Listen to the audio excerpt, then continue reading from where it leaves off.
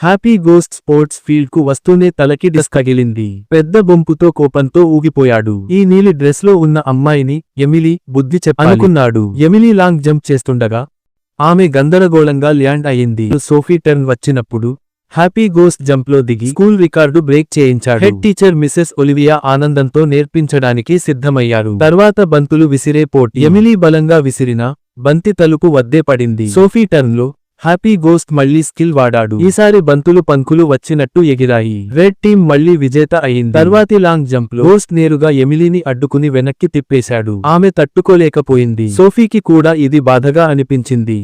తర్వాత సోఫీకి princess stick తగిలించి గాలి మీద జారిపోయింది. రిఫరీకి కొలిచే రూలర్ కూడా చాలలేదు.